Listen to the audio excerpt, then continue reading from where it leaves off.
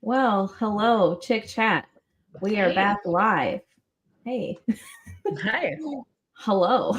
We're dreading this because we almost didn't even want to do it because of how dull this reunion truly was to us. But yeah, we're going to go over the reunion episode that dropped on Sunday, which we were so annoyed by the end of it, we just went to bed. So there was no going texting Anne probably 20 minutes before it ended, and I just kept saying, I'm going to bed. But she kept responding. Somehow. I also went to bed pretty quick after that, too. I mean, really, the last 20 minutes were absolutely unnecessary. They should have put a little blurb up the last 20 minutes and just said, if you care to stick around, we're going to have a musical guest and some BS about other people that are irrelevant to this season. But if not, you're free to leave at this moment if you cherish your time. Yep. But no, they continue to be disrespectful to us about our time. They give us an hour and 44-minute wedding where, I mean, it's very easy to sum up. Would you like to take that part away, Miss Anne? Everyone says no, and Taylor and Daniel say yes. That's it. Yeah. Saved you an hour and 44 minutes of your life if you haven't watched it yet. Spoiler alert. Yeah. Obviously, there was more to it. You know, we saw Joey skateboarding in. We saw... Which is when I knew he wasn't going to say yes. Very unserious. And she commented on that too. Of course, we'll get into their story. But yeah, I think that's a fair indicator of a very unserious man on his way to his wedding. Although my husband disagreed. He was like, oh, he's saying yes if he's doing stunts. And I'm like, okay. A stunt? I'm open to definitely to a male's perspective on that. But I agree with what you're saying for sure. It's just, was he the one that was also throwing footballs, or was that, that was him? Yeah. Yeah, he didn't care. No. Yeah. So he skateboarded into the venue too, which I mean, is there more than 3 sidewalk bricks? Well, my confusion about Joey skateboarding is we never saw him skateboard all season, and then all of a sudden he's skateboarding up the aisle. So that's when I knew this man wasn't serious, because not he's an avid skateboarder. It never came up. It was never a part of their story. He could be, and Netflix never touched on it, but they touched on sock bins and things. You would think that if Joey was the next Tony Hawk, we would have seen that. True. I think I remember peeping a skate. I think he has a longboard, whatever. But I remember seeing a skateboard or longboard or something in the apartment that they were living in together, just in the background. But I'm pretty sure that's all that was shown. So yeah, I think you picked up on a good point that he was just in a very unserious mood the day of his wedding. And not that you have to be super serious, but you are making a lifetime commitment. You should sort of feel the weight of that, I think, in an exciting way. But that was just like weird. It was just weird. It was weird, yeah. Anyway, so getting into the reunion, we get to see all these people again. So some good outfits, some terrible ones. Devin. And Molly, poor Molly. You know, I don't want to talk crap about a fellow woman, but that was just not her outfit. Yeah. Women can have opinions on this. Definitely. I mean, the fashion police homecoming. Yeah, the fashion policing is fine. I'm cool with that. But I don't know, for some reason I just I feel bad talking about Molly. I don't know why that is. She was nice, but she definitely would look like she was going to either homecoming or prom. She looked like a mermaid, like giving Sarah Ann when she another aquatic animal that I don't want to be offensive. That's why I feel bad, because I feel like that's what she looked like, and that's rude to say. But she didn't look that way because she was large. It's just that color blue is not giving, and the halter top was strange on her really big shoulders. Yeah, it just was weird. Whoever put these two next to each other is diabolical. Like, here's Meg in a most elegant blue version totally. of what Molly should have been wearing. Yeah, classic versus just immaturity. Yeah, it was what it was. not giving. But this whole reunion was basically Molly's outfit. It wasn't giving.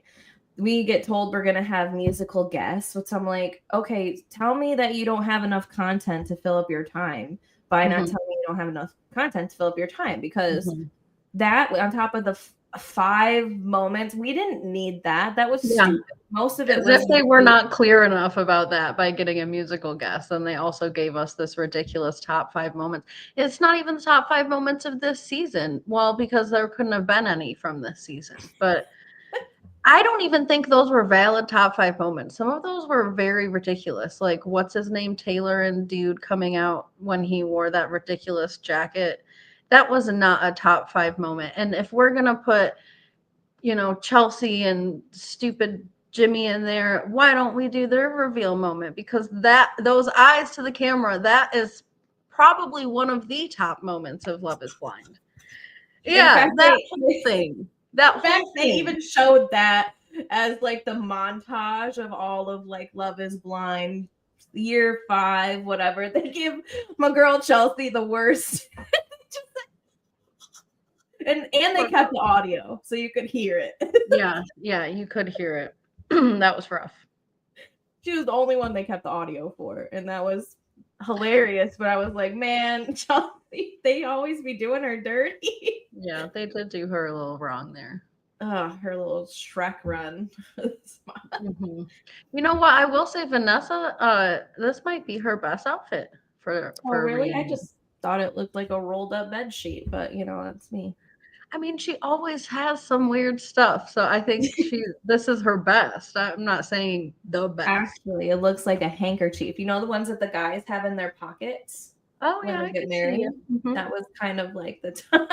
I got something to say about that. I could probably remake this one again, too, because if you ChickChatters don't know, Anne and I do a story of the week, and we like to celebrate the holidays together as well. So one of these past Halloweens, we dressed up, and the last 2.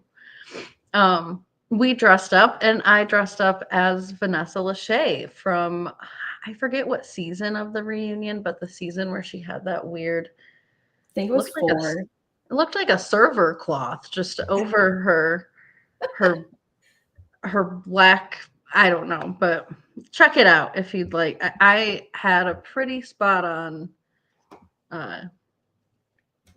reincarnation. Do we want to let's end on Taylor and Daniel, I think, and we'll just go into everybody, because I feel like they're the best part of this whole reunion anyways. Unless you want to start with them, it doesn't matter. I would start with them and end on the foursome, but that's just me. I mean, who are y'all excited to see? I don't know. So Taylor and Daniel got married.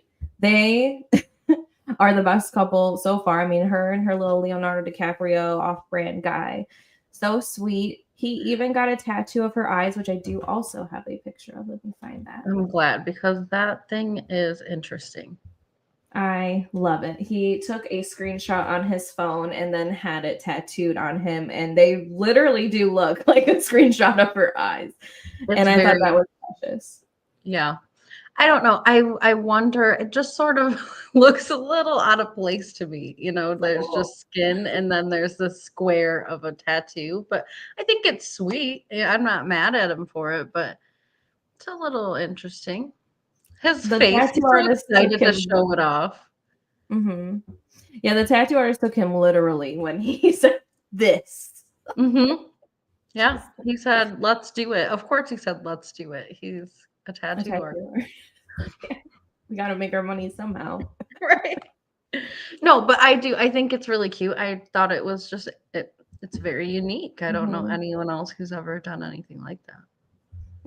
Well, it's permanent with them. Their families have meshed really well. Apparently his mom was going in for cancer treatments and things like that, and the dad was staying at his brother's house. you know, it's just a really sweet story. They showed a little montage of them, and I just love them. I love them as a couple. They saved this whole season, Yeah. because other than that, I wouldn't believe in love again on this Yeah. season. I just think this show is starting to get more and more played out. All we're getting now is just one couple. It's more common to see only one couple get married anymore than like two Mhm. or three or Yeah. more You than know, that. I think that there is pros and cons to that. I know season after season, even before you and I started Chick Chat, we have talked about how risky it is to get married to someone under these types of circumstances. Yeah. And now that we're in season 8, I think, yes, there is a factor where people are coming on to get fame and they're not necessarily interested in getting married. And then I think there's also a factor for people who are serious about the process, that they realize that these things don't always just work out either. And maybe there's a way to meet each other and do the process, but not get married. And I think that's what some people are also hoping for sometimes too. Now that this has been out so much, I Yeah. think people are less serious about getting married and they more just want to get on the show. I don't think it's always for fame. I think sometimes they are looking for finding like-minded people who are ready for marriage, but they might not be as ready for marriage as let's get married in 4 to 6 weeks. Well, It's then they just need to it's be so real. I uneventful. can't imagine how real it becomes, overnight almost. Yeah, but I think Love is Blind should maybe put something in place like Married at First Sight does, like where they give you like an annulment period where they meet up Totally. with Well, you I and think they're there is an annul I think that's just a legal thing, if you get married, I think there is a period where you can get it annulled. I'm not a right. lawyer, so I don't know. I don't know. I've just noticed that any couple that just goes out dating after the show never lasts anyways. It's a big Yeah. thing to say no at an altar, regardless of whether you both want to say no or not, and then to continue dating. And then what, one day you're going to have your family all gather like that again. Mhm. Yeah, how traumatic, right? No, you would have to elope at that point if someone ever Yeah. made it really that far. But you're right. I don't foresee that really happening either. It's a serious thing to get married. It's a serious thing to decide not to do it and to have to recover from that in a relationship where all this happened in the matter of 6 weeks. I don't see that happening really to anybody. Mhm. So I get that, but I just, yeah, I don't think people are as keen on getting married as they were. I do think for some reason people are making it to the altar more than they were before, even More if they're screen willing to time. say no. Yeah, I think that, but I mean, I also think that the producers are trying to incentivize that too and make them comfortable in that kind of situation as well. Mhm. Anything else on Taylor and Daniel before we move on, other than they're just amazing? No, I don't think so. All right, so here's the award for the worst outfit of the evening. Definitely want to come up with a bunch of bull crap too. Like he sent Mhm. Netflix an outfit and they did not Yeah, apparently deliver. And I'm like, since when does Netflix pick out the outfits? I thought you guys get your own outfits, maybe on their dime. I don't know. But then you guys show up there. You look like a Catholic schoolgirl walking in there or something, like with gauchos that were long. Like, yeah, he kept saying Netflix did him dirty or whatever, and I thought he was just referring to the lighting, but he could be referring to people who purchased the outfits on their behalf. I'm not sure, but either way, he looked ridiculous. He should have had a plan B if I don't know. I would show up with a plan B if someone else is choosing my outfits and I'm only gonna see it that day. yeah, that was crazy. Like his solo cast photo, it's just so bad. I He mean, looks strange, but you know what? I don't think he's the most stylish man in the world. So instead of deflecting and blaming everybody else for this, just say, in fashion, you take risks, and this was a bad one. It's just that's what that's he should it. have said. Like, and it's true, Yeah. and I think people would have respected that. I mean, even with the little pearl right there, it just wasn't I helping. know. The pearl actually did it in for me, so I didn't recognize I'm so glad you brought that up because I forgot about it again.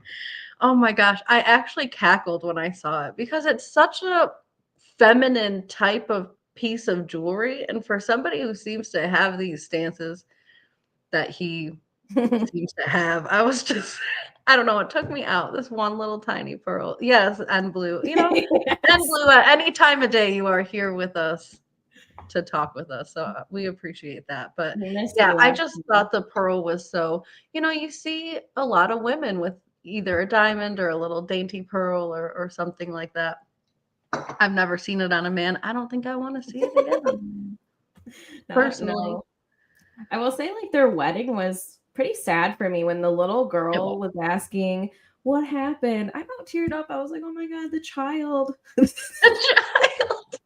I mean, she was there for a wedding, right? She was hungry. Yeah. She had sandwiches. She was ready to see people go down the aisle and get Yeah. married and have some more snacks. But Nothing sobers you more than a child's question.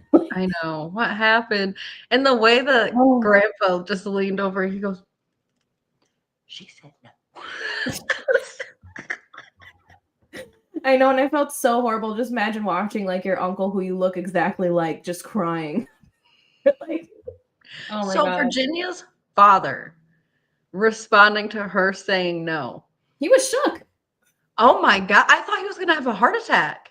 I know. I was They showed surprised. him for so long. I was waiting for him to breathe. He was actually taken aback. I wonder what kind of men she usually brings home, because he was like, "No, this man." I know. So, one thing I will say that I'm really annoyed about with their whole wedding thing is Virginia brings up this check that apparently happened a week before or around that time before the wedding. Why didn't we see any of that? Why didn't she ask Devin about it? Because I'm telling you, if I before my wedding, if somebody were to come up to me and say, "Oh yeah, your husband got or your fiance has $1,000 check that we got," I'm gonna at least ask him about it and be like, "So your mom told me there was a check," and listen to his answer. Because honestly, his response really isn't that bad to me. If they weren't for sure going to get married, he might be wanting to return that check. I would return the check if I wasn't getting Yeah. married for sure. I I think actually on the other side of the coin of that, though, is you can tell somebody that you received a check and tell somebody in the same breath, I'm going to hold on to it in Oh case you yeah. don't get married. Because I do think that it was a little dishonest that he didn't bring it up. I can appreciate that she could have said something about it as well, but all of this information came from Devin's mom, and that does come across as shady to me that It does. for some reason, Devin's mom felt the need to go and tell Virginia that this check was there. And I wonder what that was. I don't know if that was Devin's mom trying to say, oh, this is us trying to help you out because we have, kind of people that will give money or what, I don't know what her intentions were. Or if it was in saying, I don't know what Devin's going to do with this check, if he's going to buy some shoes or whatever, I don't know. But I thought it was shady that his mom even felt the need to go to her and then to go as far as for him to not say anything about it. I Yeah. did think was weird. And they only have 6 weeks. And I am not about manipulatively testing people in relationships. I think that that's weird. I think you should be direct, just like you said. If you have a question, ask it. But I Right. do think that this is a way for her to see his character of is he or is he not going to bring information to me in a timely fashion and be honest about it. And that was an opportunity for her to really see his character clearly. And I think she Yeah. did need to see that too. So I think you're right. And I think also at the same time, this was Devin's responsibility, in my opinion, to bring that information to her. And she had a special opportunity that she did use to see what he was going to do about it.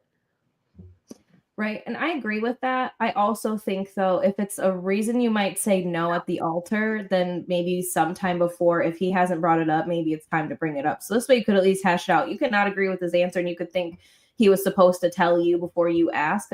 But there are times where people forget about these things. Now, I don't know about forgetting about $1,000 check for sure, because I don't Yeah. know if I could, but men are not women. No, it's true. It's Thoughtful true. beings.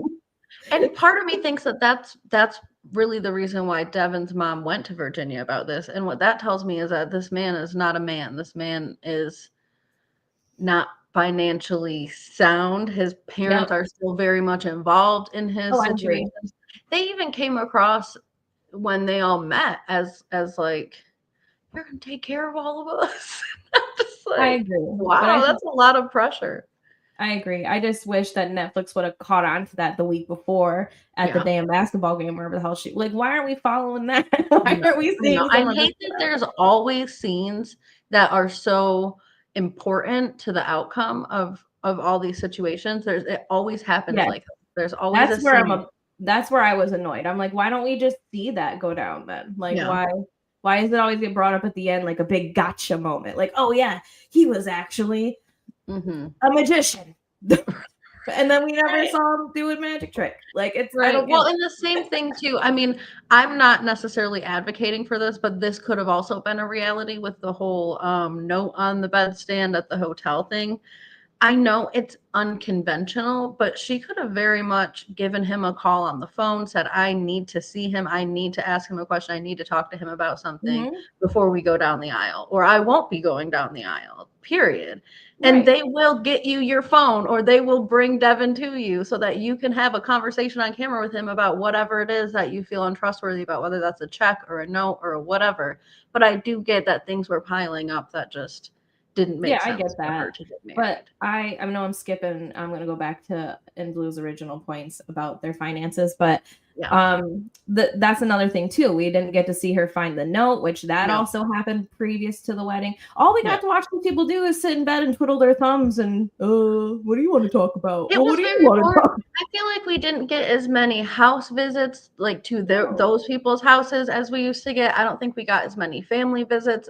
All we got was them, like you said, twiddling in bed or doing some kind of stupid produced activities. Yeah, or prenuptial activities, and that's it. I mean, that was the main focus of their storyline. In fact, I don't need 6 episodes of the pods. I need more episodes of this kind of stuff, the stuff that's happening. I think when people were asking for more episodes of the pods, they mainly wanted to see the more of the actual like connections. They didn't and or the other. I don't think they wanted to see more of the other people that Right. we don't normally see, and then Right. see how they work out. But not 6 episodes deep into these people. Yeah. No, I Need that. completely agree. I cannot make sense of why people would want to see more of the pods, but I think that that is the only thing that I could maybe make sense of is people want to see more people in the pods, more of the Mhm. connections in the pods, because they do tend to only focus on the people that end up making it through. And I can see why they do that because they only have so much time. But if they're going to give us 6 episodes, then I don't want to focus on, well, I guess they gave us that, right? We got the whole Meg, Madison, all the M's plus Alex baloney that none of them got married, none of them got engaged. I Yeah, guess but maybe that was their, which they gave us the drama and they were they here for did. the reunion and I was here for it. So I don't know. I'd just be complaining. Yeah, I know. There's just always something to complain I about. know. Anyway, so I'm just salty. And Blue was saying about Virginia and Devin that Yeah. they think that she was upset because she paid for all their dinners during filming. So at the very least he could have been paying her back. And then they also said Virginia reposted a story from her friend that said Mhm. that she was the one keeping them financially afloat during filming and that he was fake crying at the wedding. He was crying without tears. I can confirm. Yeah, we've seen that in Amber Mhm. Portwood many times. Yes, I always be looking for tears now because I'm the type of person that I just have a genuine trust for people until they show me wrong. So Mhm. I had to learn that you have to look for tears when people are crying, and even then you can't always trust it. But man, if there's no tears, I mean, you better be giving me some sort of story about how your tear ducts are broken. Yeah. Like what was it? What did the royal guy say? My sweat glands. I can't sweat. That's not me in the photos because I They can't can't sweat. sweat. Yes, that's impossible. It's impossible to sweat. Impossible. So I agree with you with that. It did seem like a lot of The fucking cryless, royal guy, tearless Prince crying. Andrew.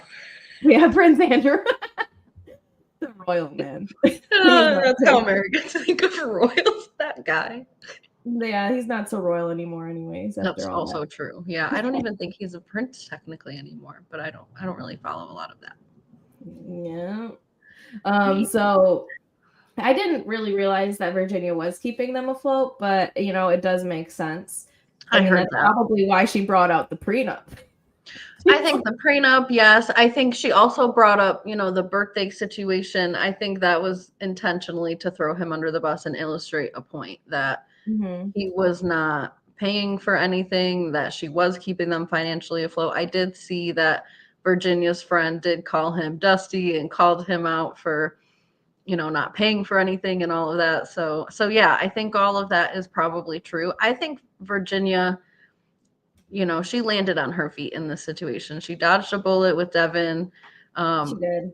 she And looks, she's a woman too, she's a so woman. That's what she just mhm. looks, I think, the best out of probably every castmate walking away from this, except for Taylor and Daniel. But they have each other now, so it don't really matter how they look. But Virginia, she's just the shining star of this season. She's beautiful. She's classy. She's elegant. She's well-spoken. Mhm. She had some things to say that were truthful, while also, reminding us that she's just in a different class than Devin is. And I Yeah. think, kudos to her. I'm very, very happy for her. I did see, I don't know if this is real or not, but I did see that her mom, I guess, is involved in politics. I don't know if her mom is a politician or Ah, if she is just a volunteer of some fashion, but I think that that's part of the reason why it was so important to her, and also okay. why she was so people said that that's why she was so reserved in the season as well, because she wanted to sort of protect her mom's image as well. So I think Yeah.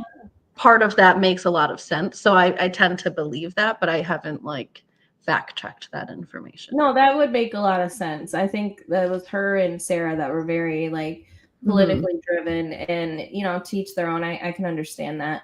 But yeah, it would make a lot of sense if her family is also Yeah. really involved in politics, which I commend them for that. There's not a lot of people that are. We all have opinions, but how many of us are going and doing the damn thing? How many of us are Mhm. going to the events and the town Mhm. hall meetings and all that stuff? So I mean, I commend them for that. If you're going to stand on something, I'm really glad that they stand on something and they walk with it too. So, um, Yeah, I thought, obviously it would be very hard for her if her family is personally involved in that kind of stuff to, yeah. be with somebody who he didn't deny or argue with any of those things. And I really like the way that she presented herself with that. Hmm. She explained herself and she left space for him to explain himself, and he chose not to because he doesn't have anything to deny. But she stood on her morals, she stood on her values, she made those very clear, and I just thought she did that so elegantly. I think she's Hmm. wonderful. She is wonderful. So wonderful. So wonderful. I'm done with that. Listen, let me pull up. I don't know which one to. Oh yeah, we're going to Sarah, right? Sarah and Ben. Is his name Ben? I don't remember his name. Yes, Ben. Hmm. Okay. All right. Hmm. So we get into Sarah and Ben. Apparently, they did try to date I'm after the gonna go wedding. refill my coffee, ChickChatters. I'm right here though. Carry us away, Ann.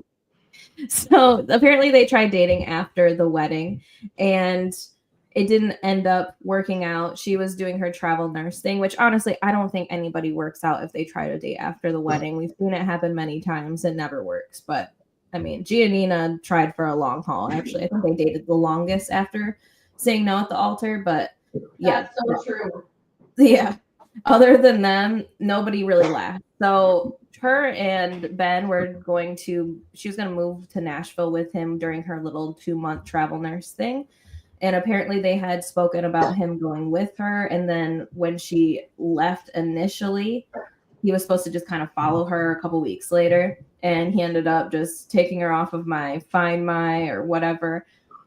I don't know. I'm conflicted about them, although I just don't think they were a good match from the start. I don't really understand why she said yes in the pods when she already kind of I felt like didn't really like him all that much, but Yeah, I I think she wanted to like him. I think that is the one point that you can't really argue against with her, is she probably should not have gone forward with him in the pods. And it makes me wonder why she did exactly. Maybe there was more to the story that we weren't aware of and they just focused on this whole political, back and forth with them. I'm sure that's part of it as well. But I agree. I think if she is really that convicted in her beliefs, which is fine, then she probably shouldn't have said yes to this man. I do hear her when she brings up, I don't remember if she said this in the reunion or I did watch a small clip of an interview with her. But she brings up the curiosity thing where he came back the next day and he was like, I know that I didn't make you feel good when I said X, Y, and Z and how I responded. I do want to let you know that I'm willing to grow and learn and be curious, and that she was willing to accept that. And I can appreciate that as well. I think not everybody does care about a lot of things if they don't pertain to them directly. And I'm not saying that that's good or bad. That's for people to decide what they want to care about. But I think she was open enough to saying, well, as your partner, I care about these things. And so I'd like to see some growth in that area, some curiosity in that area. And she said what turned her off was the lack of curiosity, the fact that she was curious about his religion, about the views on that. And when she went to him and said, do you know the views on that? He wasn't even curious about it. He just said, oh, and that was the same thing with the TikTok thing is, I don't know. And I think he's just, I think he has a convenient, forgetful memory, and I don't appreciate that. I think you're lying about something if that's the case, because it just feels dishonest. So I think he should have said no, but I also think he did not portray himself very authentically. I can agree with that, because I think instead of just being like, I want to be more curious, obviously he wasn't really all that curious. I mean, he might have thought he wanted to be curious, but usually a lot of times, especially with men, I'll say, like, if they're already not have strong views on things, it's hard to get them to just develop them without something personally going on with them. The same thing with like his religion. A lot of times people just they have like their faith and what they believe in, but they don't really have because they pick and choose. I think sometimes when you go to church, you pick and choose what things you actually agree with and what you don't agree with. I know I do when I go to church, because there's some things that people would think that I wouldn't believe in because of my religion, but I kind of pick and choose what makes sense to me. Same thing with politics. I'm kind of one of those people that I'm always going to be in the middle on some things, because I have my own, as humans, we have our own thoughts and feelings and things like that, and our own experiences. So I think with him, sometimes maybe he didn't really know half of this stuff with his church, but I think that that's also kind of negligence at this point. If you're going to bring someone else in, you need to kind of educate yourself, so then this way you can help educate that other person. I think if you're going to bring other people into that situation, you got to start paying attention to yourself, especially someone like Sarah, who from the start in the pods is curious, has views, has very strong views, very strong whatever. If you yourself, not saying that people from totally different opinions cannot be together, because my grandparents, one was Republican, one was Democrat, and they were together for 63 years, and they had both very strong views. They just didn't let it affect their marriage. There is a way to navigate that. Now, so much anymore, it seems like people more or less these days aren't as forgiving of that. Like, if you don't align with me, then fuck yeah. The realities are also very different now as well, that each side is living in. And I think both sides would think that, right? Republicans think Democrats are living in an alternate reality, and Democrats think Republicans are living in it. We are so far apart at this point. I do think it'd be hard for people to live in the same house in that kind of situation, especially in like election season. But I don't think it's impossible for people who disagree on things to be in a marriage. I think those are things that have to be understood and respected and talked through. You have to have a way to have a respectful conversation with your spouse about anything, no matter how convicted you are in your disagreement with them. I mean, that's part of a marriage. You're never going to fully agree. You shouldn't be with someone you disagree with. Right. If you want to be with another version of yourself, go for that, but if you want a little bit of, the nice thing about being with somebody too that doesn't necessarily agree with you on everything is that sometimes it forces you to learn other things. Now, maybe you still don't agree at the end of the day, but at least you can see that side. Now, to me, me and my husband don't agree on things here and there, but that's just part of a marriage. You're never going to be fully in alignment at all times. It's just impossible. I just think it's about working through those things. But these people were just not a match, I think, from the start. I think you could tell in the pods they really weren't much of a match. That's why they barely even focused on them. Yeah. What was their focus on? Sarah, it really is a core value for her that the whole LGBTQ plus rights situation, it is a core value to her because it does pertain to her life directly and her family. And for Ben, it just isn't. He can sit and say, you know, I have friends who are gay and this, that, and the other, but they don't affect his life in real life. And so I think that they do. I mean, we saw his friends at the table, you know, saying how they came out. your friends' situations, you can have empathy for your friends, but they don't affect your life in the way that your family affects your life. That's kind of what I mean. You have an extra fire under you when it comes to your family. Yeah. Totally. And in some ways, things that happen to your family legitimately impact your life. For example, if Sarah's sister were to get fired because she's a lesbian, she may lose her income and she may have to move in with Sarah, and Sarah may, you know, those are things that if it happens to your friend, it's less likely that you're going to have to support, you know, these kinds of people. Also, same thing, you know, with bullying and that kind of, that's why I think that there are some things, especially people's core values, that you really can't be with someone who disagrees with you with. That's okay too. But let's be upfront about that. Let's not get engaged to that person. Yeah. No, I agree. Like, I think that they could have been both more up. I mean, she was very upfront in the pods, but I think he definitely could have let her know, like, you know, this is just kind of who I am. I'm 30 something years old. I haven't cared about politics yet. I probably am not going to, but you know, I'm open to your ideas, but I'm, you know, neither here nor there. Maybe he thought he was going to be curious and they turned out to not be so curious. Because sometimes we have these ideals, like, I'm going to do this. Like, there's so many mornings where I wake up and I'm like, I'm going to do the laundry. I'm going to do this. And then it's all done. Or maybe on the other side too, maybe he thought that she cared but didn't actually really care so much as to hold his feet to the fire too. And so I think they both maybe were waiting out as well to call each other's bluff a little bit and see, are you really about your business or not? And Sarah really was. So, and I mean, I guess he really was too, and just being completely like oblivious willingly to the world. At this point, that's kind of what he's giving to me, and that is frustrating to me. I think, sure, if you're this way at 30, you're entitled to say I'm going to be this way forever, but isn't that just a convenient excuse to sort of be an asshole? I don't know. I'm not about it. The privilege of the white male. Yeah. Oh my God. Thank you for bringing up privilege. This man does not understand privilege so much so as to say, yeah, I learned I have privilege and I'm not very proud of it. What is there to be proud or not proud of? It just is, sir. Yeah, it just is. It's not nothing to grow from. It's not nothing to be ashamed of.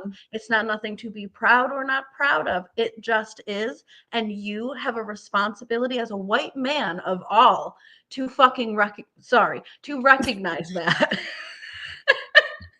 Yeah, it just is. Period. I mean, and it's not even like it's no one's fault either. We're not asked to be born into these bodies. It is what it is. I'm not proud of it. What do you mean not proud? Everybody has privilege in some kind of aspect, especially if you're white and a man. It doesn't mean you don't have to be proud of it. I wouldn't say walk around and be very proud of it, but it's not something to be guilty and ashamed of. You just say, I recognize that. Yeah. I strive to be aware of that and see in my life where I can be more I don't know, inclusive or whatever, right? It just is. You just are a white man. There's no shame in that. Like you didn't decide that. No one decided that. No one woke up one day. Well, there are some people, I guess, but no one woke up one day and they were like, I'm going to be white. Like, right.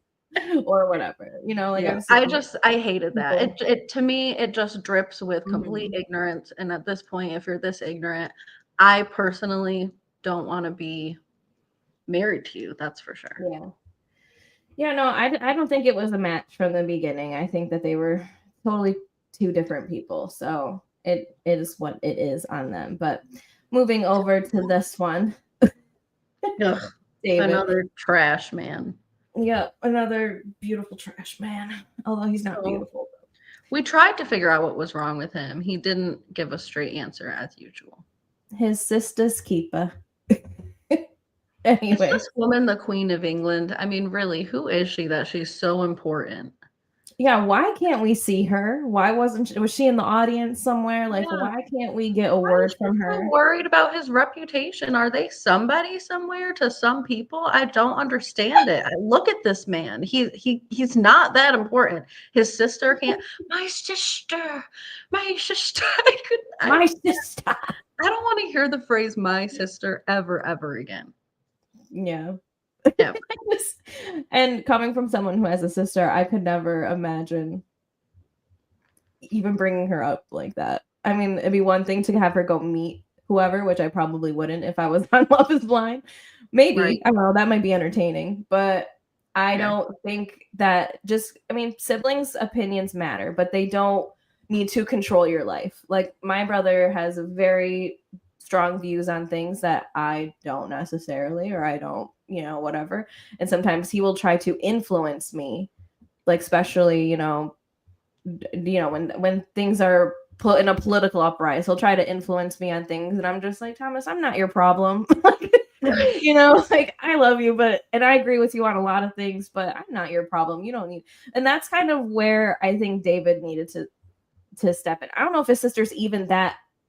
I kind of almost agree with Vanessa Lachey. I almost feel like he had one foot out, one foot in, and his sister was like the scapegoat in a way. Like, oh Mhm. well, I love my sister. She apparently must have raised him herself, because he didn't even give a crap about his parents in this Well, situation. he took advantage of so many scapegoats, the sister thing, the Mhm. hookup thing, his friends, but he didn't make any efforts to try and resolve any of those issues. And to me, that just screams you're a big phony. And yes, and Blue, his sister probably knew how much of a phony he was. He himself came onto Netflix the first day and told us about him. He said, I am not good at dating. I have not historically been kind to women. And then he proceeded to ask all of those women what was wrong with them. And then he told the woman that he was about to get engaged to, oh, you're over 30, you must be ugly. And so I'm Yep. pretty sure this man did it to himself. And you're probably right, Ember and Blue. I bet his sister just knew you're going to look like a classless piece of trash. And I don't want to be associated with you ever. We're probably never going to see this woman's face because she is basically like the Queen of England. She must be so important. She doesn't want to be Honestly. associated with this guy. I mean, imagine your little brother being such a little weirdo and then proceeded to go around Honduras or Mexico or wherever they were and asking everyone if they had done the deed yet. And this Yeah, like a cast did survey. not do a lot of deeding. I was like, did So the for him producers to be give him so an extra preoccupied, $100 for that or something? Like, was that like what was that? The survey? Yeah. yeah, it was. He just came on here. He made himself look like an idiot. Hmm. And I mean, he was pretty quiet during the reunion, to be honest. He was quiet, he was agreeable, he acted like he completely understood. I wouldn't go as far as to say he took full accountability, but he did a whole lot better than this guy on the other side of him. Yeah. Already forgot his name. Ben, but we've been done with him. So We've um, been done with Ben.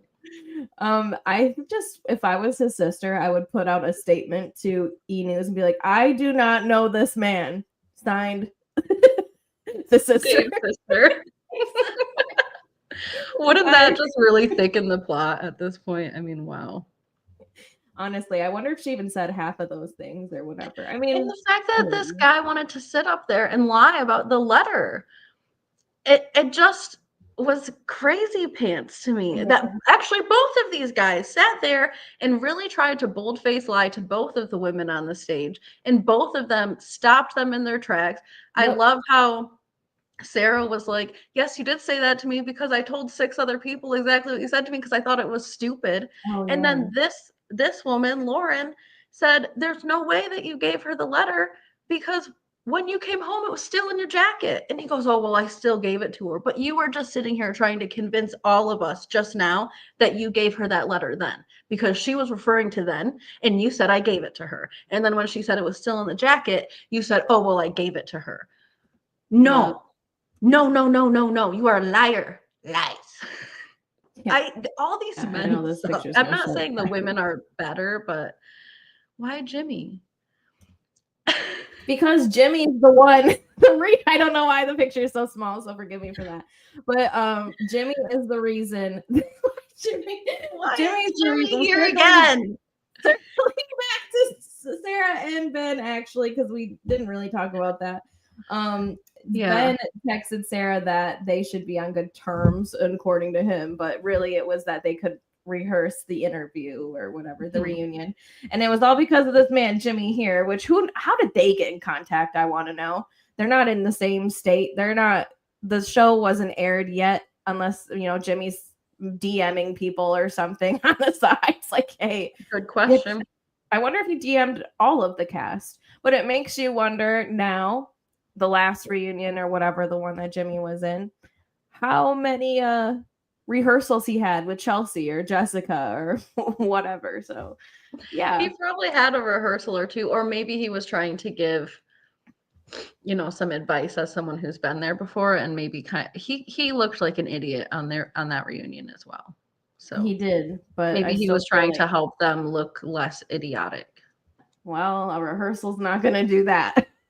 Especially not when you're so blatantly obvious about it. I mean, that's the thing. How dumb can you be, sir? Just reach out. Say, hey, how's it going? It's going to be really interesting or strange, or I'm anxious to see you in a couple of weeks. Do you want to maybe talk about what happened? You don't need to say, so somebody reached out and they told me to tell you that we need to be on good terms and we need to rehearse things so that we don't get thrown under the bus. What does she need to do to protect you at this point? Yeah. You just handed her all the tea to give to you. Yep. Like, why does it even matter at this point? Like those two guys that were on that picture together, they're just dumb and dumber. You haven't even spoken to them in months. Why would they just want to rehearse the reunion with you? But whatever. Yeah. Anyway. I mean, I guess, yeah. Back to David and Lauren. So most of this was just the Lachey's asking him, for one, what's wrong with him, and two, if he just regrets everything with Lauren. And when Vanessa tried pushing this man to tell Lauren that she was the one that got away in his feelings and stuff, I'm like, Vanessa, you are so messy. You know this woman wants nothing to do with him now. Nothing. Just he doesn't need to be up here groveling for her. We saw that happen with Clay and AD, and that was also bullcrap as well. Because if it would have even been remotely true, he wouldn't have said no at the altar, especially the way he didn't seem to give a fuck afterwards. And then, coming on the reunion and pretending like, oh, I should have said yes. Like, no, sir, after seeing all the women you've dated afterwards, I think you're fine. Same thing with David. I don't think that he ever I don't think he was emotionally mature to get married.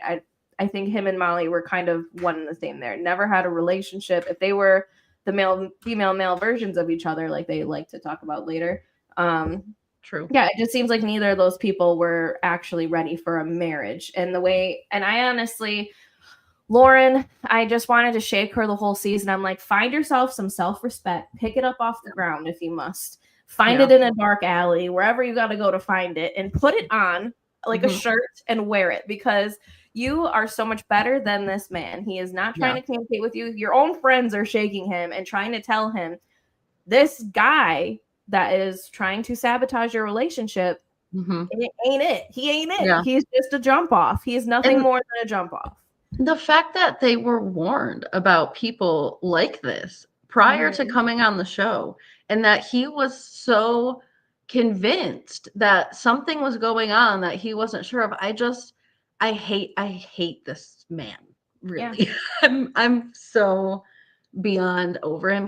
The thing is, you can't help that information comes to you, right? I'm sure he didn't ask to get off of a plane and have his phone be bombarded by some guy who obviously we all know, we knew then, but now he knows too. He had nefarious intentions in breaking this up and possibly getting on TV and whatever. But how in the world do you just not do anything to investigate it further? Nothing. You just continuously go out with your friends every single night. And whether they're talking about the situation or not, if they're talking about the situation, they're only still just brewing and steaming up all the information from this guy, from the person who is trying to make everything worse. So I don't understand for a second why he wouldn't have brought both stories in the same room for his own peace of mind, his own clarity, and gotten the answers that he needed. Instead, he avoided it at every turn. My It was theory dumb. is that he was 1 foot out, 1 foot in, and I also Yeah. think he was curious about Molly because he brought her up quite a few times on the Yeah. vacation. He also brought her up randomly later. I think he was almost hoping to leave that door open because maybe he felt like, maybe I made the wrong choice here. Maybe I'm not really into this girl as I think. Because like you said, there would be some kind of investigation. You would ask more questions, maybe whatever. But the thing was, is he said that he learned from Sarah and Ben. Well, Sarah just blindly followed Ben. She was just like, okay, I'm accepting your non-answer as an answer. Like, I don't know, I don't remember as an answer. And that has its problems with me too. Like, I think there could have been more of an investigation there. Like, Totally. what do you like what do you mean? But Ben got all the answers he needed from Lauren. She sat down with him. She told him everything. She admitted to things that she wasn't proud of and things like that. But like Nick Lachey made the point of, there's many times in this world where you might have had a hookup and then all of a sudden you meet the love of your life. Right. It happens. Like it truly does. Yeah. You're not off limits for a certain amount of time after you hook up with some kind of hookup. You just move on with your life. That's kind of the point of having a casual relationship. After I broke up with my ex, I started talking to Dean within a week or two. Not that Me too. I had a casual person that I was talking to right before probably even some mismatch in between overlap until things are serious, right? I mean, you could be talking to a couple of people, and those are just things that you do, choices that you make. Everyone's entitled to do whatever they want in their dating life. But once you're in that relationship, yes, you're accountable. Like sure. Or you have to be very transparent and open about what you're doing. If you're not the type to be in a monogamous relationship, that's not me. But yes, I mean, when you're in a relationship, you're supposed to be in it. You need to be transparent. And when you're not, I think you still should be transparent, right? I'm seeing other people. I'm, this and that, especially if you're, doing adult things with other people, you should definitely be telling people that. Right. I mean, I think maybe that's where she could have, I guess, maybe brought it up in the pod, but that's going to just turn somebody off. Like, oh, I had just had, some good intercourse the other night. Now I'm here. No one's going to do that. I think the thing is it's so irrelevant, right? Yeah. If you have a casual relationship with somebody and then you meet the love of your life, it's a matter of saying, I met somebody, we're not going to see each other anymore. And then it's literally irrelevant to the rest of your life. So I don't think this would have even come up. I bet you there are people on Love is Blind. I bet you there are people married today who hooked up with somebody within a week of meeting or hopefully not marrying, because hopefully not. Hopefully not marrying. But I don't know if you got married the day you met people. Who knows? But I bet you that there are people who had relationships with people before they came on Love is Blind that did not have to deal with all of this mess because it did not directly affect them when they came back. They came home, they ended their relationships, or in Lauren's case, they ghosted their relationships, which I don't think was nice, but I don't think that has anything to do with her love for David if she was in love with David at that point. I think that that's just not nice to that other guy. But I don't think her intention was like, I'm not purposely not going to end this relationship with this guy to keep things open. Highly doubtful. I just can't believe that became the entirety of their relationship. That's what I know. is so frustrating and annoying for us to even watch. And I think, hopefully, at least, I hope David watches himself back and makes some changes, like Lauren was saying and like everyone else was saying. I think maybe the sister is wrong. Maybe he does need to go on TV and look like an asshole to maybe see some faults in himself. Sometimes I completely agree. Yeah. Sometimes that's what people need, is a good kick in the ass. Yeah, it doesn't seem like his family honestly cares enough about him from what I see. I'm not saying that that's the reality, but from what the show shows, it doesn't seem like his family cares enough about him to even interact with him, let alone give him some kind of constructive feedback as to why he might still be single at this age. He's probably going to be getting ugly pretty soon here too. Yeah, and I wonder if his friends and family didn't even have a problem with meeting her.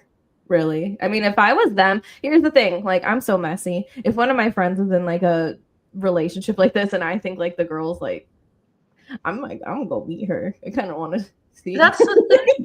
If you're truly concerned that your family member is about to make a terrible decision with somebody that you've never met, I Mhm. don't see the logic in staying away from it completely. I Yeah. think you're exactly right. I think anyone who genuinely cares for their family, regardless of how emotionally disturbing it might be for you to see them in this, I mean, I don't get that, but whatever.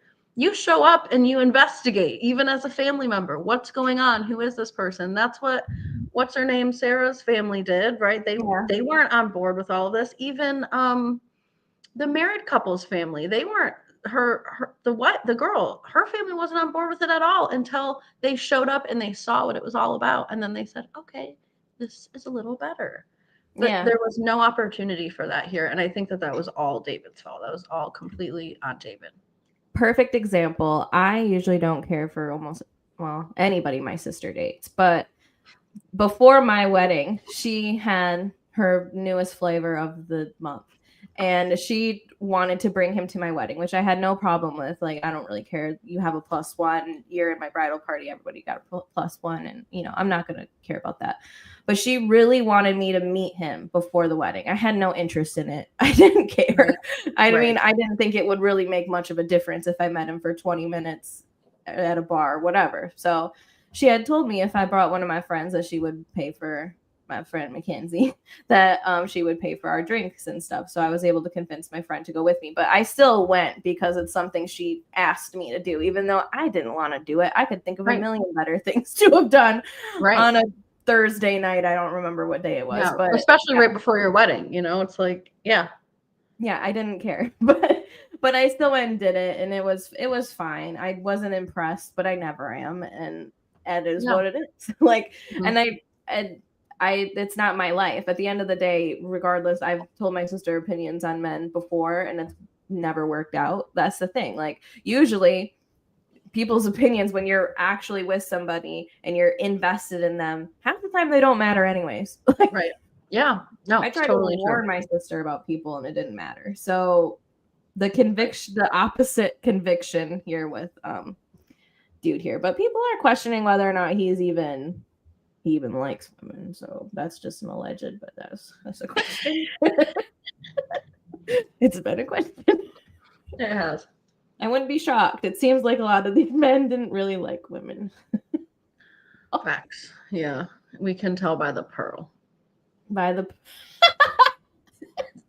not the pearl. The single pearl. A single pearl from You the know what's ocean. sad is I actually think that that's a fine piece of jewelry and I would wear it myself, but now I can't. Yeah. So let's move on. Let's move on to Tarzan and Tarzan. Jane. Oh, never mind. This is who I assume Joey actually is, but we'll move on to Joey and Monica. I mean, obviously you've been saying it the whole time. They were lacking physical chemistry, and I was just hoping, I think that Yeah. Netflix just wasn't showing most of that because usually they do kind of skip over the actual good couples, like they did it with Amy and what's his face. All they talked about was birth control with those people, and obviously, Right. And they they were actually, giving Amy and what's his face. They were kind of yeah. goofy, they were high energy. So I could see you leaving room for some mystery there, but yeah, I just never saw romance with them. No, no. And I think, I don't know. I still like Joey as a person, but I don't think he is ready for marriage. I think Monica is a really stand-up woman. I think she was really trying in this relationship. And I think all she wanted was like reassurance. And you could tell, especially towards the end, that she wasn't getting that. If she didn't even get an I love you before the wedding, that wedding wasn't Neither gonna of them happen. did. Yeah. If And neither of them said it.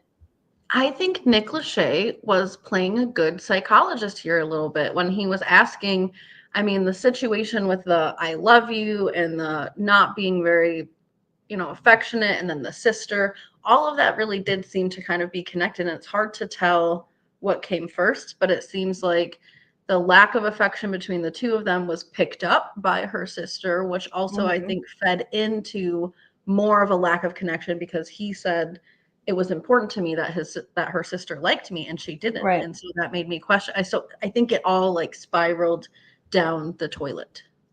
Yeah, like, do I think these two could be best friends? Of course. Like, they were very high energy, they were very alike, but sometimes, you know, a lot of people don't marry their best friends, you know, like, obviously we all say like, oh, my husband's my best friend and everything like that, but if you don't have the romantic part of it, if it's just best friends, I mean, we might as well be married, Brooke, at that point. Like, if there's no romance, considered a few times in my life, especially for may consider in the future if these marriages don't work out.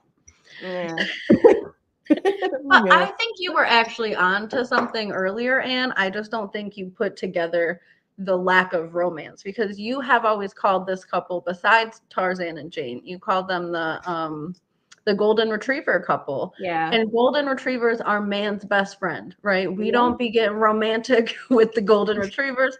They are our best of friends. And so I think you picked up on it too. You just didn't carry it all. Well, I was just hoping, you know, that, or I was just maybe wondering if Netflix wasn't showing us the romantic side of things. But when it became apparent, then it was like, okay, well, these people aren't a match then. If there's no romance, if there's no, you know, and honestly, when I started thinking about it, we never seen them really cuddling on a couch, not even in the bed, twiddling their thumbs or anything like that. Like, we never saw them be physically intimate. And it sounds like they never even got physically intimate until well after the show. One time. He wanted to deny that all the way, like he was ashamed. Like, who cares? Like, we would assume or hope that maybe you guys want to hook up with somebody, but why are these men so resistant on the hookups? Like, I thought that was bizarre. I mean, people are allowed to make their decisions about their bodies, and, you know, please be respectful to your body, of course. But I thought that was a little strange this season. There was such a lack of physical intimacy with all the couples, even the couple that got married. And I know that religion at some point, I think, played a role into it. I don't think that's why they didn't do it, but I think it was an incentive eventually just to hold off. And I'll give them credit. Like, it's kind of hard to get intimate with somebody sometimes that you just met. And I get that there are a lot of people just because you're engaged that you guys are going to be intimate. This is a very unique situation. Y'all just met in person. There's something about physical intimacy that needs to build up. You guys might be emotionally all the way there, deep enough to, you know, do the thing, but physically you got to get used to what this person's hand feels like on your hand, on your other things. You know, it's just, let's warm up to this. And it doesn't help. It seems like Netflix gave them a lot less alcohol this season. So a lot of that physical stuff. Much more sober, except for what's his name? Was that Daniel too, when he came back and tried to grovel at Dave? Sorry, Dave. Yeah. Yes, when he tried to grovel at Laura in the bar. For sure. Dave had to have had some sauce to be asking those questions he was asking at the cast parties. Like, that's true. So, yeah, apparently there was this whole situation with Madison, and this girl's so messy, Madison. She is in everybody's storylines. Like, and even shit that didn't include her, she was like cheering people on and making side comments and stuff. And she was in Devin and Virginia's storyline. She was in this storyline. I was a little bit curious why she was here at the reunion, although I was happy to have the whole love square here. But she was giving. I mean, her and Taylor, her and Molly, I think formed a little love connection between the two of them. And I think they're very much into hating men right now. They're in their we hate men, we would like to eat all men era, which I think is a valid part of being in your 20s. I know that I was in my man eater era at some point, treating men like trash for funsies. Yeah. You know, after you get burned enough times, you just want to go and burn some people. But I'm not going to judge them for how they're acting right now, but they are definitely acting not ready for marriage. Oh, no, neither of those girls were ready for marriage. I think Madison from the start also wasn't ready at all. I think it was more or less what you were saying. Like, well, sometimes people just want to get on the show. Maybe she wanted to find a relationship. Maybe she wanted to just get on TV. I don't know, but I didn't see marriage material in her regardless. And we'll get to them actually. But yeah, so apparently the thing with Joey was that he slid into her DMs and complimented her pink hair, which is pretty Joey, I feel like, to me. Yeah. But I do think that that's insensitive to do, especially if like Monica's like, it'd be one thing if Monica's sitting next to you and you're like, I liked her hair. I think I'm gonna message her about her hair. Like if that happened, okay, but for you to do it on the side, on the low, like that's shady. I don't like that. I think even more so shady just that he messaged her in general. If you liked her hair, you had an opportunity right then and there in person when I'm there. Not that I need to oversee everything, but we're all in the same room, right? Nothing shady is happening, hopefully, when we're all in the same room. And you could just compliment her hair then. Hey, nice color of hair. Hope you're doing okay. Isn't that what you messaged her? Why does it have to be in a private message? Why do you have to now open the door to communicate? She didn't seem that busy there. She was just talking to a group of girls. She had her own table on the side, like on the peripherals. It was all the cast, and then Madison over here, and people would just show up to her station to talk a bunch of shit. Mainly about Mason, but yeah. And Alex, yeah. But yeah, so then it also comes to light that Joey at one point when they were hanging, I get confused because they'd be hanging out 2 months before and then they'd be hanging out 8 months before. So apparently they all went on a party bus and all this stuff. But Madison was there, and apparently Monica had told Madison that Joey said that Madison came on to Joey, which I don't believe that at all.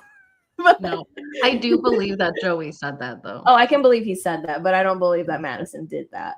Which makes me feel sad for Joey. Well, feel sad for myself for liking Joey, I guess, because it's obvious that he had some weird intention in telling her that, and it's unclear what that is. But I don't believe that that's true, but I do believe that he said that. And so why would you say that? That's so weird. And to bring Madison into this, which I have no empathy for Madison, although I will say on the second watch, for some reason, I kind of started to side with her in the love square situation, but we'll get there.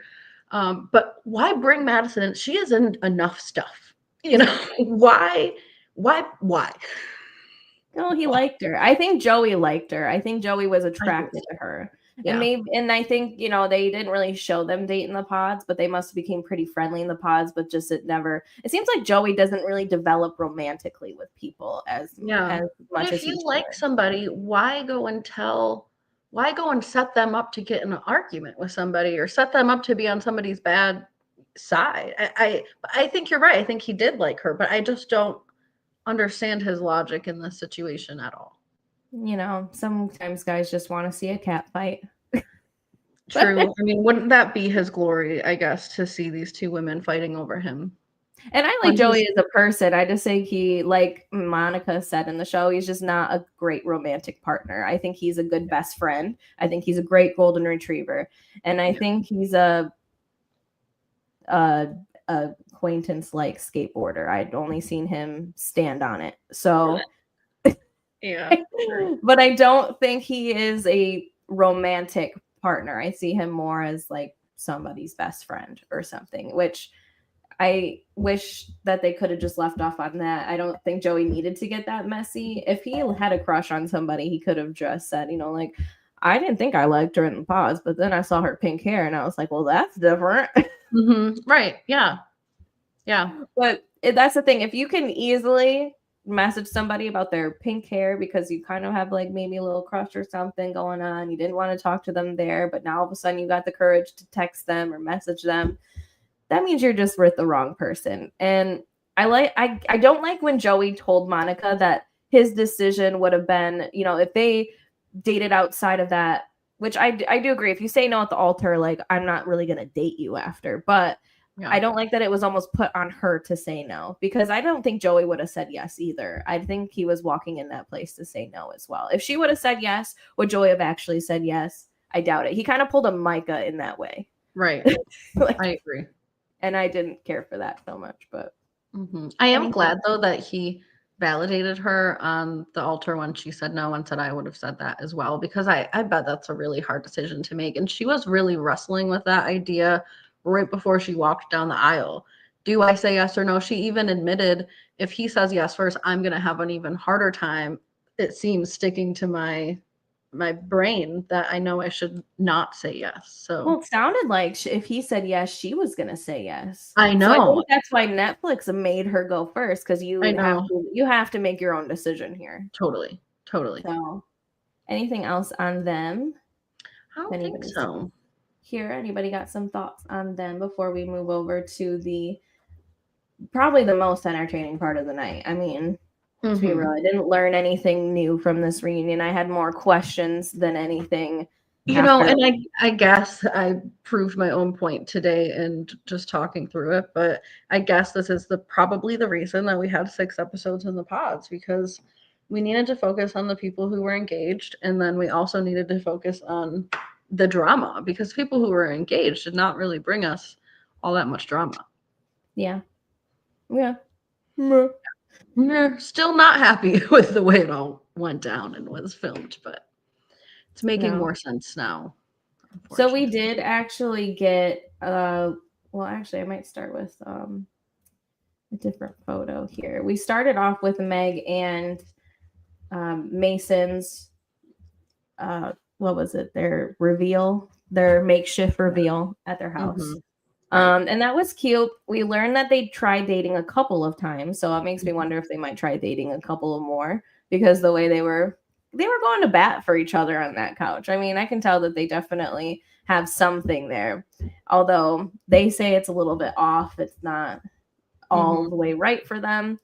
I don't know. Maybe in the long run. I think maybe the pods really did mess with them a little bit, but I think so. I think if this couple went through an engagement in the pods and the whole situation, I strongly feel if nothing terrible happened to them, that they may have actually gotten married to each other. I think a lot of probably what they're dealing with now between each other has to do with they've been through a lot in such a short amount of time, and it's been highly emotional for both of them. So, and the show came back up again, and having to relive it and see it firsthand is, it's quite messy. I do think Meg is the only one in this situation that's hands are clean completely. I do think, that I think Mason did what a lot of people do in the pods. I mean, they go back and forth a lot. And I think Madison did the same thing. I think my problem with Madison, and like you said, on the rewatch, I did kind of see a little bit more her side, but I think my issue with her is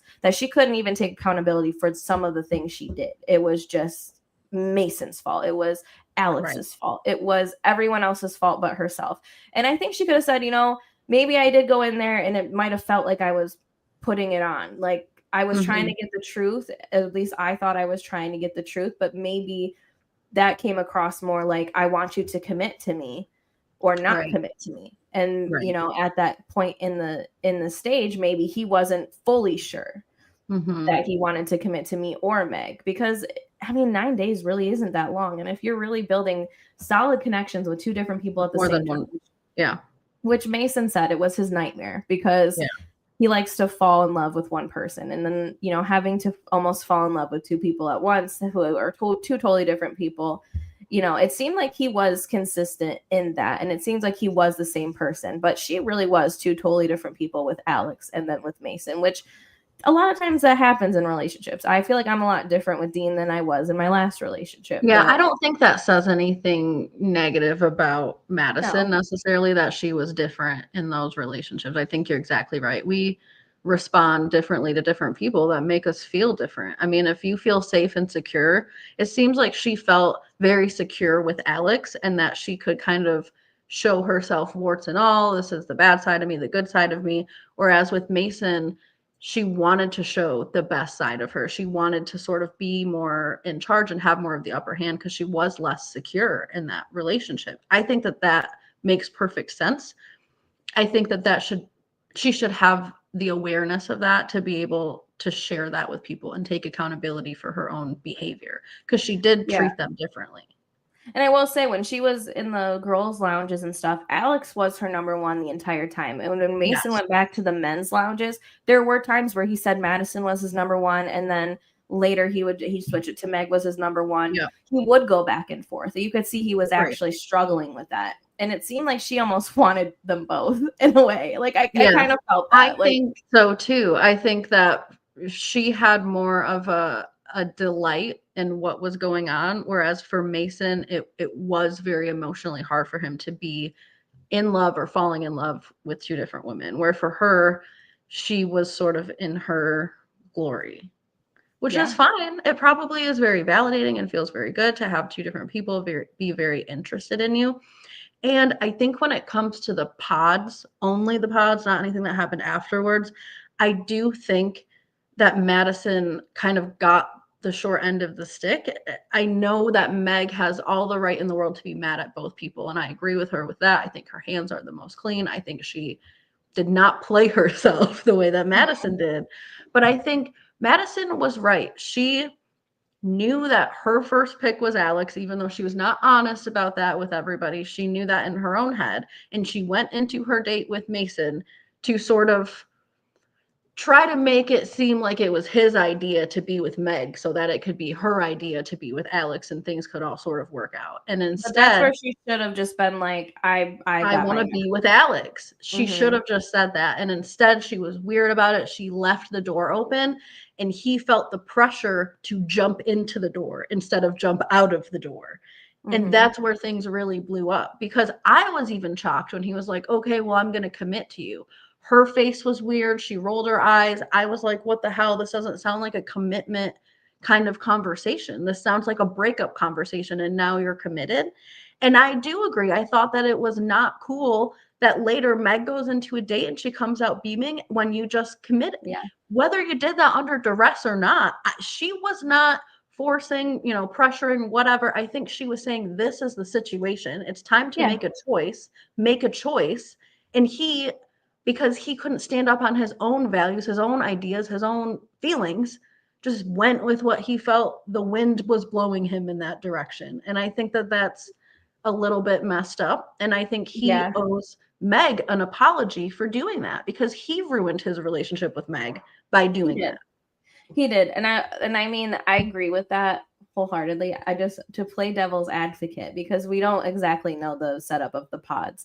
Maybe he went into that conversation with Meg thinking he wanted to break up with her, and then had the same type of almost conversation with her, where then he became more like, okay, I want Meg. Because then the next time he saw Madison, he did not want to be with Madison. Right. It does seem like that also did happen afterwards, but I just feel like he always had a stronger connection with Meg. I think he knew that. I think Meg was always, I just feel like he was not quick enough, like Madison said, to discern his own feelings and to stand on those and be direct about those. But you're right. I think he made that little weird commitment to Madison, and then he went into the date with Meg and he was like, oh my God, I'm so dumb, because this is my woman. This is my lady. And so he affirmed her. And then all hell broke loose. But again, like that's you played yourself. But the funny thing is when you watch the pods back too, like before all that happened, before, that situation with Madison, Meg, he wasn't really affirming Meg. He was more affirming Madison. It seemed like Madison was his number one for a while. He was, Meg's in there trying to almost beg for affirmation. He's like, well, I am also seeing someone else. I know. But yeah, he was, it's just hard. I think that he realized that Meg was his person in the pods later, but by then it's too late, because there's already so much other damage done. And I commend Meg for not just going with an engagement to go with an engagement as well. So I think, I really liked that there were a couple, this whole square, that they just recognized that they weren't necessarily there yet. And I think that takes a lot of courage to say that, because a lot of people want to come on and be on the show and get the exposure and whatever. And to me, those connections felt more authentic by them just saying, we're not ready to get engaged, so we're not going to move forward. That to me showed an authenticity to the relationship, that it wasn't just about being on the show. So I wish. Oh, go ahead.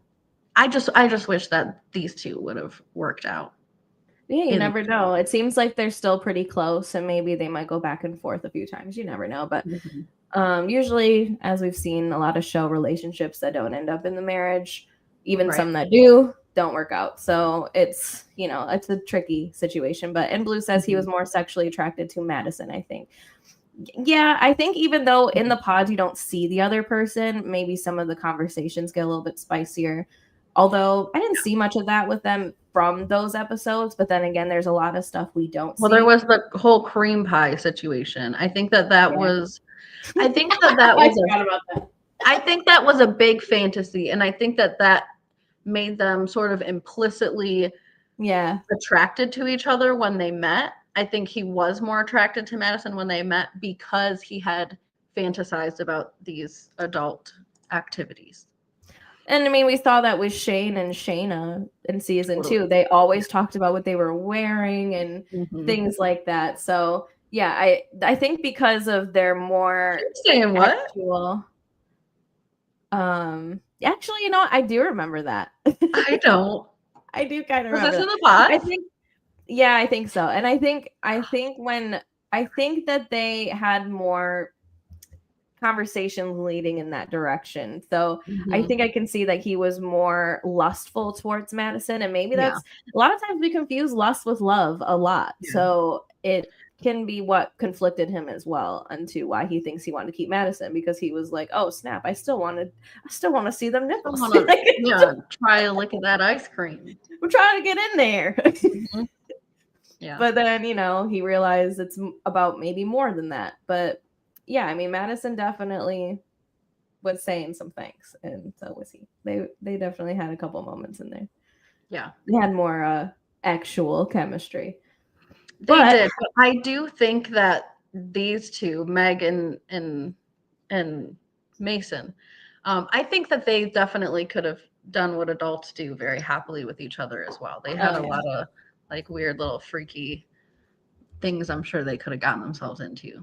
Right. So then we get into this man a little bit. He decides to, pop in for a second. I don't know why he didn't have a time clock. I don't know why we're not investigating him for his questionable past that we have done videos on. And we've also shout out to Tea Time with Ricky. Right, Ricky? Story time with Ricky. Yeah. Story time with Ricky. Yeah. Sorry, there's so many channels these days, but story time with Ricky for exposing the hell out of this man with screenshots, which is what I thought Madison was going to be pulling out of her titties, but instead it was the same text messages we heard about basically at the cast party.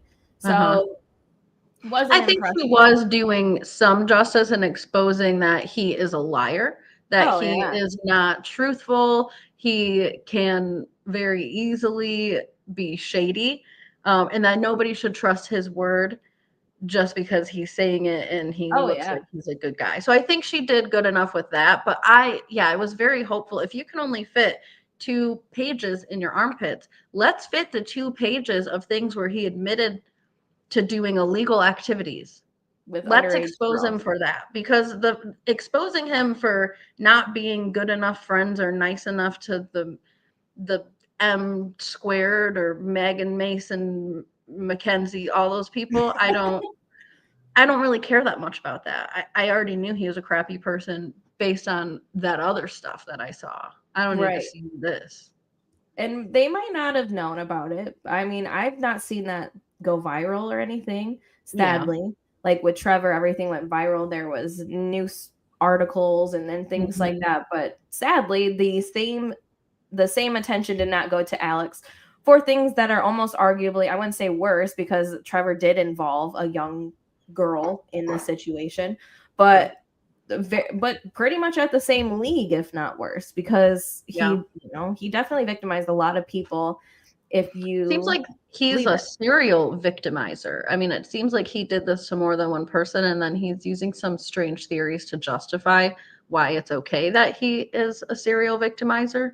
So I just and we saw him use the same tactic that he used with those girls with Madison when he's like, I'm not going to say anything negative anymore. I'm going to be positive. And he kind of said that same thing to one of these victims as well. And that's the thing. He always flips it back on, oh, poor me. I can't express my own disgusting, triggering views because you're triggered. And so it's your fault. It's just always weird. Yeah. If you are curious or confused as to what we're talking about, definitely check out Storytime with Ricky's expose on this man. And then Anne and I also did a video of a reaction to all of that as well. So you can check that out in our videos too. Yes. It's, I think, even titled Alex's Sketchy Past. Yes, yeah, it has You guys Alex's wanna look for name that. in it. We call him out directly in the title. So, Which and that's we pulled did from a in, previous live too. yeah, I was gonna say we did it in our live, which if you don't want to watch the whole live, we cut out the part of Alex specifically.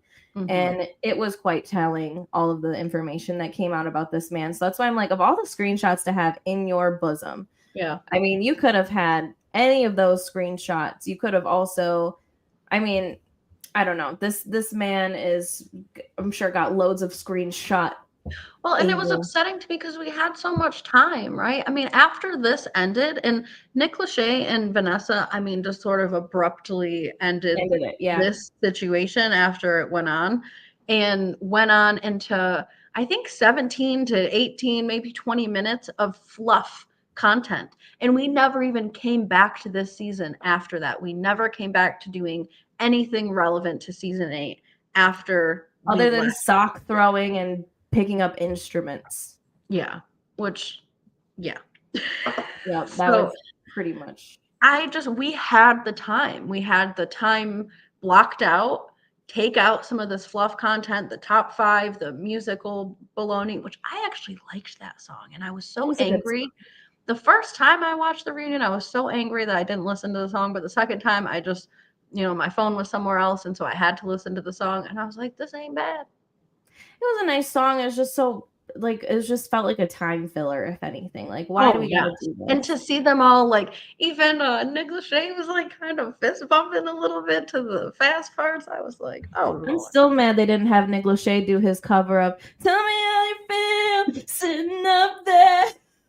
Like, I just wish they would have made him be the musical number. I mean, the man's 98 degrees, right? Oh man, that's so true. Thank you for that rendition. He really went all out in that. That was a viral moment. That was great. But back to this mess. Back to trash. Back to trash. Yeah, they had all the time in the world to question this man. And when you think about, well, how they did Trevor, in fact, people who went to the reunion said that they went in on Trevor for hours. Like, they went on this man so much that that's why he looked like that. Like, right. All it, like a shell of a person, is because Nick Lachey went in on him so bad that they cut most of it out. And I think the reason that they went in on him, looking back, at least the differences between these two, is and I'm not saying that what Trevor did was worse, but I think they felt like what Trevor did was worse because it was directly against Love is Blind. He was trying to play Love is Blind in order to benefit and gain from himself. And I think they were trying to use him as a example. Don't come on here and do this or we're going to embarrass the absolute shit out of you, which is valid. But this is like this is a leak. He's done something that's a crime. And I can appreciate that the people who are the victims of this crime have chosen not to, prosecute him. But he has done something that's a crime. And in the court of public opinion, I think that we need to expose him for that. And we need to all be aware of who he is and what he's capable of. So I think that's why they didn't dangle it in front of him or make an example out of him like they did with Trevor, because I think they felt like they had to protect the reputation of Love is Blind because he came on there with nefarious intentions regarding Love is Blind. Now, this man has much worse intentions for much worse things, but I don't think they felt personally involved. Well, I think he also went on Love is Blind with those same similar intentions as Trevor. I mean, how can you be how can you be doing those things on the side and also feel like you're a genuine person enough to get married? I mean, I think you're also trying to play some kind of system there to either get screen time or whatever. But here's the thing, I don't understand how he didn't think all that was going to come out. I mean, my issue too is, there was a point where he was afraid police were knocking on his door and he had already seemingly been spoken to by police and things like that. Yeah. See, I think he wanted to trap a woman in that. I think he could have a reputation at this point of being the person that he is And instead of finding a woman in the real world, which has not been successful for him thus far, I think he wanted to go on where they can all be in a bubble and he could trap a hoe, and then they would learn about what a terrible person he is. True, but I do think like if you're gonna make an example out of Trevor, you better keep the example going. I think so. You know? I absolutely stand behind that. I think that they just took what Trevor did personally, whereas they didn't take this personally, although it was much more serious than what Trevor did. They didn't even mention I just wonder if they didn't even know until after. You know, I mean, honestly, at this point, that's the only valid excuse that I'm willing to accept is that they didn't know. Because if they did know, I don't know. It would be a challenge to bring this I feel up. like Madison would have brought it up if they knew, if anyone on the cast knew. I think Madison, especially Maybe if she's she pulling did. all these things out. And who knows? Yeah, we only see a cut version of the reunion. In fact, my husband did reference the type of person that you are and that kind of thing. And I felt like she was alluding to that situation, which makes me feel like obviously she knew, but I don't know. Maybe she just had an intuition. Yeah, and at the bare minimum, I think she could have at least pulled screenshots out of, he directly said in the pods, I was nerdy, I had an afro, I wore a purple sweater all the time. This man had a music video and a ton of friends. She could have pulled out a screenshot of his music video and been like, what is this, sir? Are you the musical guest today? Right. He looked Because at first I thought it was when it was a whole other dude named Alex that looked just like him. I was like, is this man really singing? I know. It was kind of weird. Kind of threw me, but... Yeah, but she and Meg eventually started kind of going after each other. And you know what? I do resent Madison for being like, me as a woman has to fall on a sword because I'm being accused of something by another woman. No, just take accountability for whatever you did to hurt this woman. I mean, it's really not that hard, but I hate the scapegoat of us as women have to take these bullets for men. No, we don't. We don't. Yeah. We don't have to do any of that. But that's not even what's being alleged here. She's saying that you made a mistake in the pods and now you want to dance around it with these weird screenshots. Well, that's not your friend. Right. I think in some way she was trying to say, like, nobody is coming at Mason so much for dating two people as they are for me for dating two people, but I think she has a skewed perception of that, because I think she's coming at Mason for dating two people and she blew up his whole situation for dating two people. So I think she's a little bit salty about how everything went and she's bitter, and it's not a good look to be trying to bring the whole falling on a sword thing into this situation. I think there's plenty of other situations that you can maybe carry this into, but not that. Yeah, this is not that. I was like, okay, way to make us women look like we just all have to stick together. We do not. We do not owe each other anything if we do not know each other. That is just how it is. I'm willing in some situations, to stand up for my fellow sister, but not in this situation for that sister. No, no, not at all. But at least not to me. I can commend her trying to stand up for herself and the screenshots and things like that. I mean, we're all entitled to stand up for ourselves, but I don't think she, after watching it the second time, is as big of a villain as she was coming off to be. I do think that she was kind of misunderstood in a lot of these situations because of the way that she came across with two different men being two different ways. But I think she had a really hard time in this situation taking accountability. Instead, she wanted to bring out her little armpit screenshots, which were all true, but was a way to deflect against the things that she's done.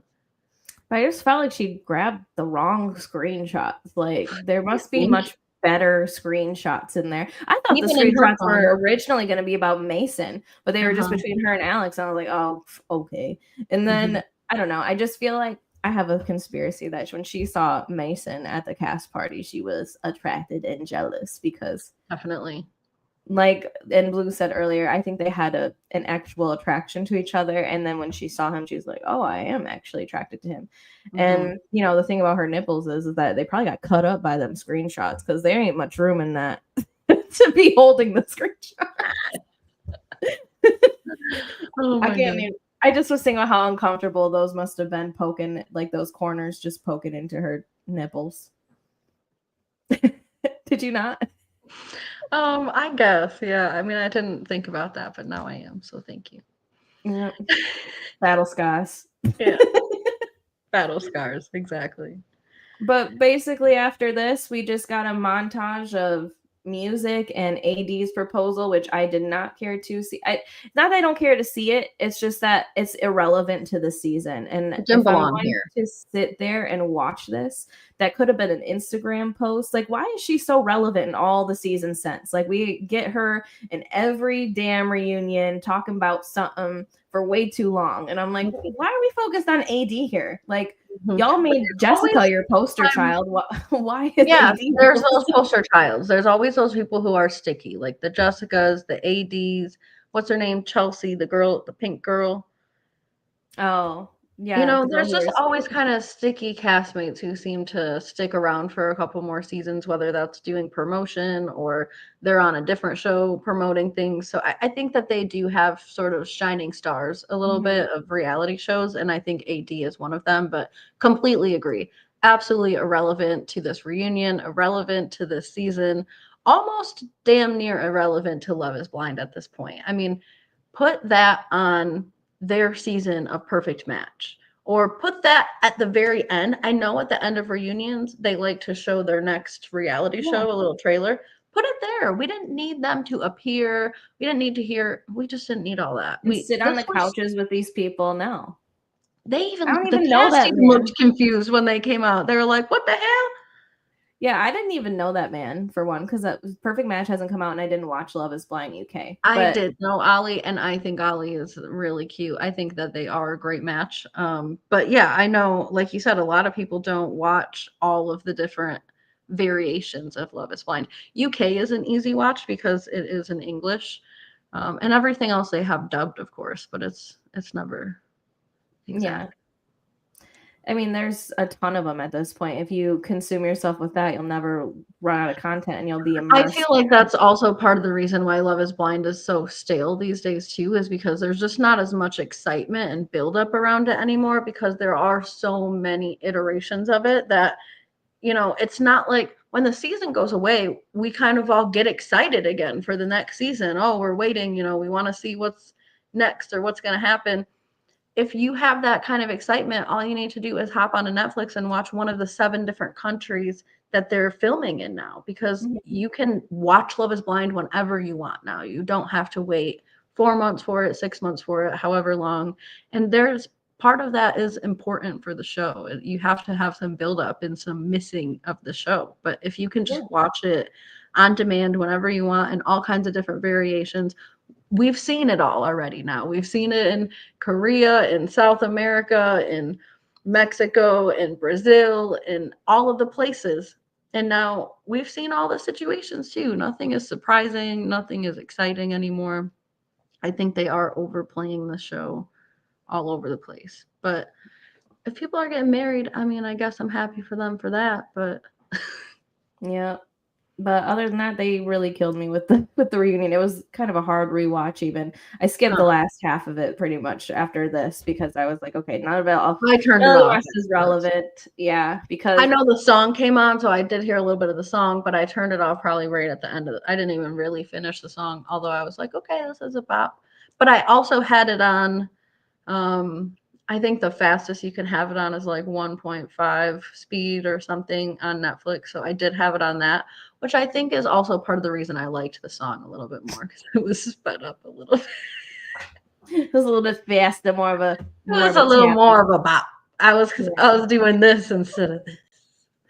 Yeah, but does anybody else have any more thoughts on this season? Basically, we learned that the next season is Denver, and that should probably be premiering within the next, I would say, 4 to 6 months. But Yeah, I think they usually do a winter, winter summer. season. Yeah.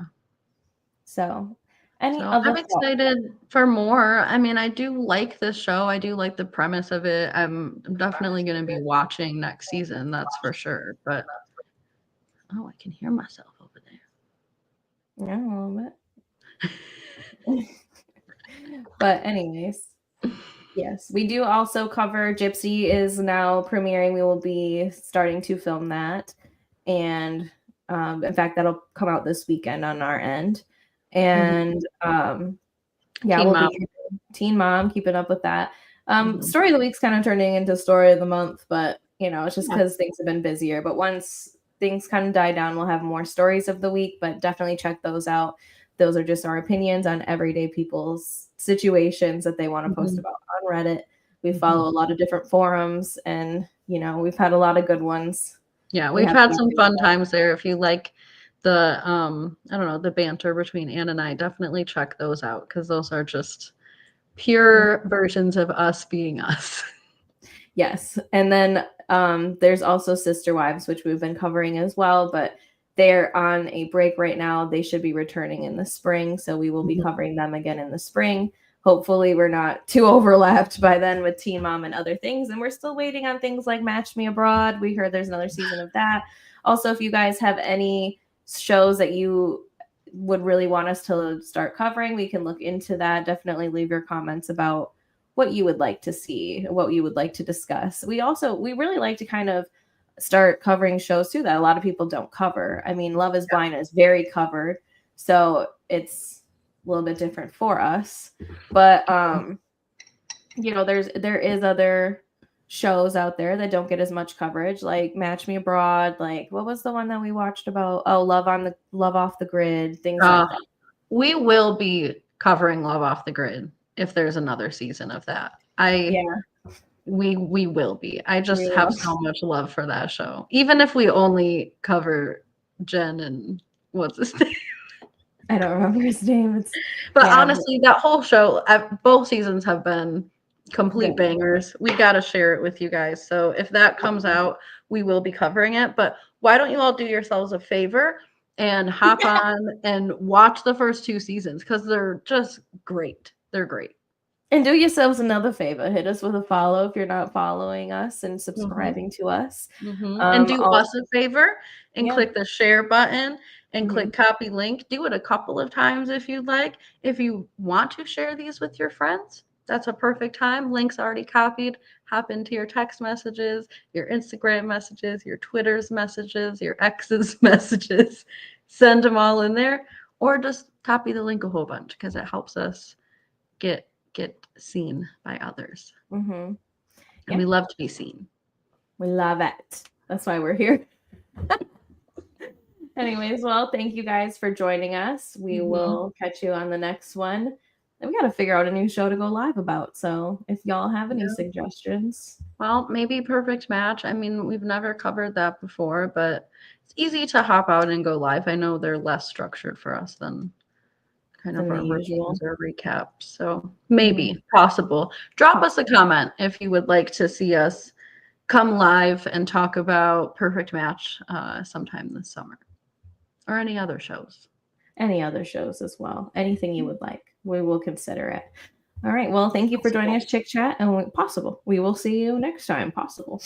Well, no, we'll definitely see you next time. We should. Yeah, we will. We will. We'll manifest it. We'll manifest you coming back. Yeah. All right. Thank you all. Bye. Bye.